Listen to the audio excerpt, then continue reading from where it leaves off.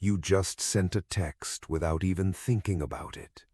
A few words, typed in seconds, understood instantly on the other side of the world. But writing wasn't always this easy. For most of human history, there were no letters, no words, no way to write anything down at all. So how did humans go from silence to sentences? Let's go back to the very beginning. Tens of thousands of years ago, humans had no way to record what they knew.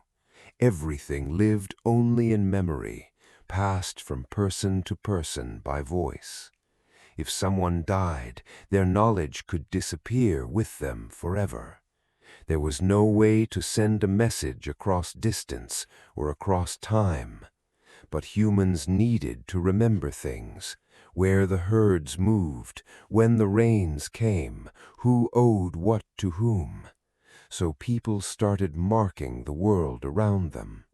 The first attempts weren't letters at all, they were pictures.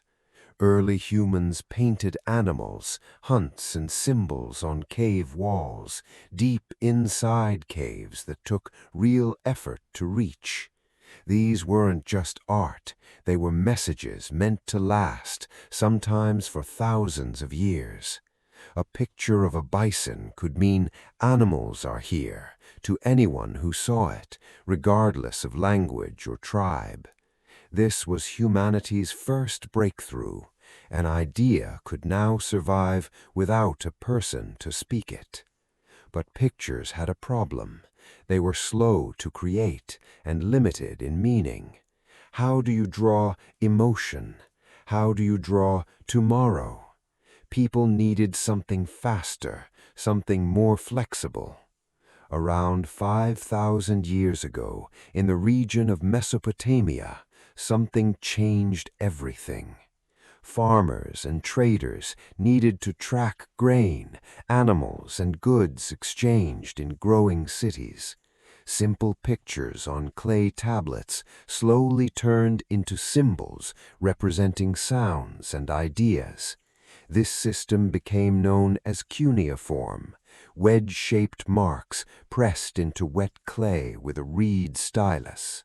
Scribes trained for years just to master the hundreds of symbols required to write it properly. For the first time, complex ideas could be recorded exactly, not just implied through images. Around the same time, in Egypt, a different system was forming along the banks of the Nile. Hieroglyphs combined pictures and sounds into a rich, symbolic form of writing. These weren't just used for record-keeping, they carved stories onto temple walls meant to last forever. Writing had become powerful enough to speak across centuries, long after the person who wrote it was gone. But there was still a problem. Both systems required learning hundreds, even thousands of symbols. Only a small group of trained scribes could read or write at all. Knowledge stayed locked away, accessible only to the few. Then, around 1050 BCE, a small but massive shift occurred among seafaring traders. The Phoenicians developed something radically simpler: an alphabet. Instead of symbols for whole words or ideas, they used symbols for individual sounds. Just over 20 simple signs could now represent nearly any word in their entire language. This idea spread quickly along trade routes across the Mediterranean, carried by merchants and sailors. The Greeks adapted it, adding vowels for the first time, making the system even more precise.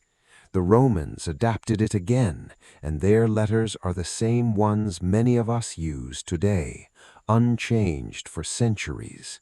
Suddenly, writing wasn't just for kings, priests, or scribes. It could be learned by ordinary people in a matter of weeks instead of years. This single shift quietly reshaped human civilization. Laws could be written down and shared instead of remembered by a select few. Trade agreements could be recorded precisely across long distances. Stories, poems, and history could survive long after their authors were gone. But writing still faced one major obstacle: copying it. Every single book had to be written out entirely by hand, letter by letter, page by page. A single copy of a long text could take a scribe months, sometimes years, to complete. Books were rare, extremely expensive, and often owned only by the wealthy or the church. Then, in the 1400s, a German inventor named Johannes Gutenberg changed everything again. He developed the printing press, using movable metal type that could be reused again and again. For the first time, a single page could be copied hundreds of times in a single day, with far less effort. Books became cheaper, faster to produce, and available to far more people than ever before in history. Literacy slowly spread beyond the elite into the hands of merchants, workers, and eventually entire nations. Ideas could now travel faster than any army, any king, or any single ruler could control. From there, writing kept evolving at an accelerating pace. Pen and paper gave way to typewriters, clicking out words with mechanical precision. Typewriters gave way to computers, and computers gave way to the device now in your pocket. What once took a trained scribe hours to carve into clay, you now do with your thumbs in seconds.